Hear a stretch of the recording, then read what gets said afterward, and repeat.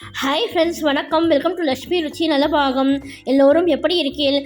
நம்ம சேனலில் மார்கழி மாதத்தை பற்றின சிறப்பு விசேஷம், பாவை நோன்பு கதை, திருப்பாவை திருவம்பாவை பாசுரம், அதன் விளக்கம் இதெல்லாம் நம்ம சேனலில் அப்லோட் பண்ணியிருக்கேன்.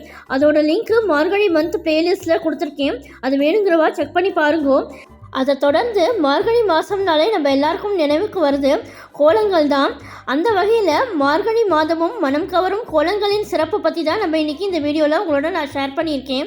இப்போ தான் நம்ம சேனலில் புதுசாக பார்க்குறவாளா இருந்தால் லக்ஷ்மி ருச்சி நல்ல பாகம் சேனலுக்கு மறக்காமல் சப்ஸ்கிரைப் பண்ணிக்கோங்க. பக்கத்தில் இருக்கிற ஆல் பெல் சிம்பலை கிளிக் பண்ணிக்கோங்க. அப்போ தான் நான் போடுற வீடியோஸ் எல்லாம் நோட்டிஃபிகேஷனில் வரும். வாங்க வீடியோக்குள்ளே போகலாம்.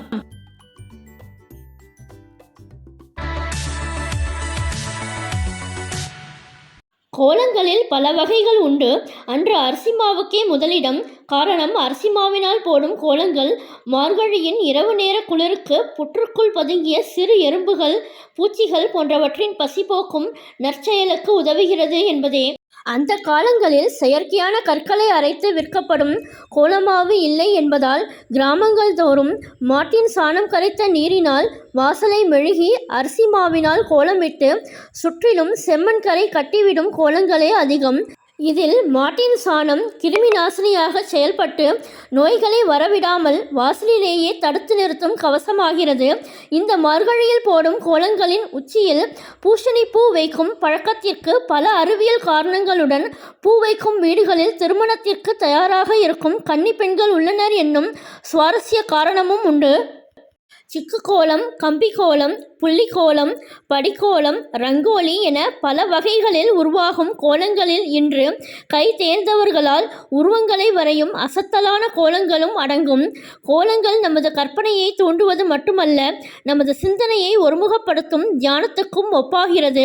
இதன் மூலம் நமது எண்ணங்கள் நல்ல விதமாக மாறி அன்றைய நாளை புத்துணர்ச்சியுடன் ஆக்குகிறது.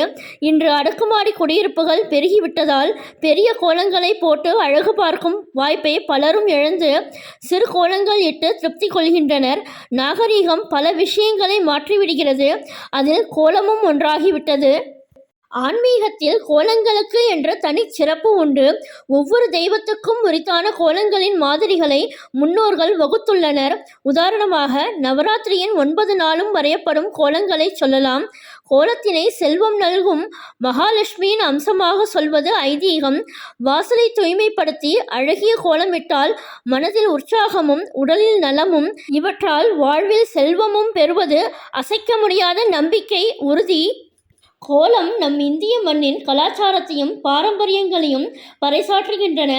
ஊர்கள், மதங்கள், மொழிகள், இனங்கள் என வேறாக இருந்தாலும் அனைவரையும் ரசிக்க வைக்கிறது அழகான வண்ண கோலங்கள். பண்டிகைகள், விழாக்களின் போது தெருக்களில் மலரும் வண்ண கோலங்களை ரசித்து பாராட்டி செல்வோர் பலர் உண்டு. அதிலும் மார்கழி என்றாலே ஆண்டாள் பாசுரங்களுடன் ஆடவர் பெண்டீர் என்ற வித்தியாசமின்றி லயித்து போடும் அழகான கோலங்களையும் தவிர்க்க முடியாது. தற்போது மார்கழி மட்டுமின்றி தொடர்ந்து வரும் பொங்கல் போன்ற அனைத்து விசேஷ தினங்களிலும் கோலங்கள் போடுவது வழக்கமாகிவிட்டது.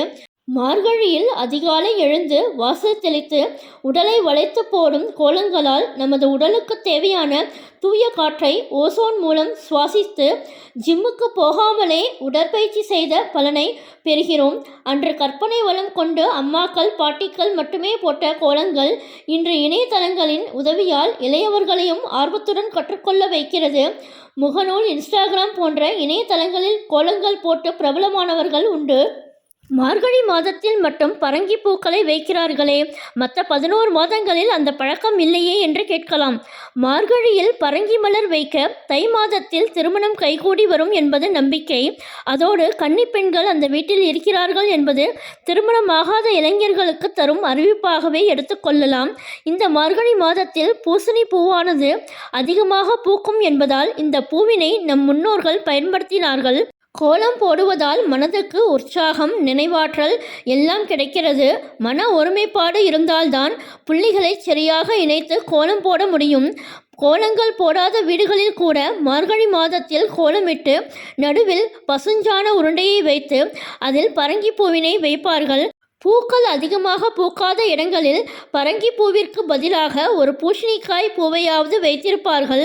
நம் வீட்டில் பூக்கும் எந்த பூ கிடைத்தாலும் அதை நாம் பயன்படுத்தி கொள்ளலாம். இப்பொழுது செம்பருத்தி பூக்களை அதிகம் வைக்கின்றனர். இப்பழக்கம் பாண்டவர்கள் காலத்தில் தோன்றியதாக கூறப்படுகிறது. மார்கழி மாதத்தில் பாரத போர் நடந்தபோது பாண்டவர்கள் வீட்டையும் அவர்களை சார்ந்த போர் வீரர்களின் வீட்டையும் அடையாளம் தெரிந்து கொள்வதற்காக அவர்கள் வீட்டு வாசலை சாணத்தால் மெழுகி கோலமிட்டு ஊமத்தப்பூ வைப்பதற்கு ஏற்பாடு செய்தார் வியாசர். அந்த அடையாளத்தை கண்டு அவர்கள் வீட்டிற்கு தகுந்த பாதுகாப்பை பகவான் கிருஷ்ணர் அளித்தார் என்று கூறப்படுகிறது. அன்று முதல் கோலத்தின் நடுவில் பூ வைக்கும் பழக்கம் தொடர்கிறது. நம் பாரம்பரியத்தில் அந்த காலங்களில் மார்கழி மாதத்தில் எந்த வீட்டில் கோலம் போட்டு சாணப்பிள்ளையார் பிடித்து வைத்து அதன் மேல் பூசணி பூவை வைத்து இருக்கிறார்களோ அந்த வீட்டில் கன்னிப்பெண் இருக்கின்றாள் என்பதை குறித்தது.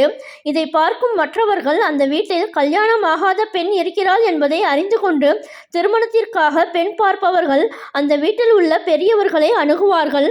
அந்த காலத்தில் கிராமங்களில் எல்லாம் வீட்டில் உள்ள கன்னி பெண்களை வெளியே காண முடியாது. இதற்காக இந்த பழக்கமானது மேற்கொள்ளப்பட்டது. மார்கழி மாத காலை வேளையில் வீட்டு வாசலில் போடப்படும் கோலமானது கன்னி பெண்ணின் கையால் போட வேண்டும் என்று நம் முன்னோர்கள் கூறியுள்ளனர். மார்கழி மாத காலை வேளையில் வெளிவரும் ஓசோன் வாயுவை சுவாசிக்கும் கன்னி பெண்களின் ஆரோக்கியம் அதிகரிக்கும். ஓசோன் வாயு உடல் மீது படும்போதும் அவர்களின் முகமானது பொழிவுடனும் பிரகாசமாகவும் மாறிவிடும் என்பது நம்பிக்கை. மார்கழி மாதத்திற்கு அடுத்து வரும் தை மாதத்தில் அந்த பெண்ணை காண வரும் மாப்பிள்ளை வீட்டினர் அந்த பெண்ணின் அழகான தோற்றத்தை கண்டு திருமணத்தை நிச்சயித்து விடுவார்கள். கன்னி பெண்ணிற்கு திருமணம் நடந்துவிடும் என்பதற்காகவும் இந்த வழக்கமானது கடைபிடிக்கப்பட்டது. மாட்டுச்சாணத்தில் பிள்ளையாரையும் பூசணி பூவையும் எதற்காக வைக்கின்றனர்? இதற்கும் ஒரு தத்துவம் உள்ளது. கிராமங்களில் மார்கழி முதல் தேதி அன்று ஒரு சாணப்பிள்ளையார் வைக்கத் தொடங்கி 30 தேதிகளுக்கு வரிசையாக அதிகப்படுத்தி கொண்டே போவார்கள். இந்த பிள்ளையாரை கோலத்தின் மீது மண்ணில் வைக்கக்கூடாது. அரச இலையிலோ அல்லது ஆல இலையின் மீது வைக்கலாம். நாம் பிடித்து வைத்த சாணப்பிள்ளையாரை எல்லாம் சேகரித்து வைத்து தை மாத தொடக்கத்தில் கன்னி பெண்கள் அனைவரும் சேர்ந்து நீர்நிலைகளில் கொண்டு போய் கரைத்து விடுவார்கள். இந்த பிள்ளையாரை பிடித்து வைக்கும் பெண்கள் மனதார பிள்ளையாரை பிரார்த்தனை செய்து கொள்ள வேண்டும். இன்றளவும் சில கிராமங்களில் இந்த பழக்கங்கள் மேற்கொள்ளப்பட்டு வருகிறது. சிலர் இந்த சாணங்களை சேகரித்து பொங்கல் திருநாளில் பொங்கல் வைக்க பயன்படுத்துவதும் உண்டு. அரசமர பிள்ளையாரை சுற்றினால் திருமணம் நடக்கும் என்பது அந்த காலத்தில் இருந்து வரும் நம்பிக்கை. திருமண தடையை நீக்குபவர் பிள்ளையார். எந்தவித தோஷமாக இருந்தாலும் விநாயகரை வழிபடும் போது அந்த தோஷமானது விளக்கப்படுகிறது. இதனால்தான் திருமண தடை நீங்க பிள்ளையாரை வணங்குகின்றோம். நகர்ப்பகுதிகளில் சாணம் கிடைக்காது. எனவே மஞ்சளில் பிள்ளையார் பிடித்து பூ வைத்து கோலத்தின் மீது வைத்து கொள்ளலாம். இந்த மார்கழி மாத கோலத்தின் சிறப்பு வீடியோ பிடிச்சிருந்தா உங்கள் ஃப்ரெண்ட்ஸ் அண்ட் ரிலேட்டிவ்ஸோட ஷேர் பண்ணிக்கோங்க. என்னுடைய லக்ஷ்மி ருச்சி நல்லபாகம் சேனலுக்கு மறக்காமல் சப்ஸ்கிரைப் பண்ணிக்கோங்க. நான் வேறு ஒரு இன்ட்ரெஸ்டிங்கான வீடியோவில் உங்களை மீட் பண்ணுறேன். Thank you, by.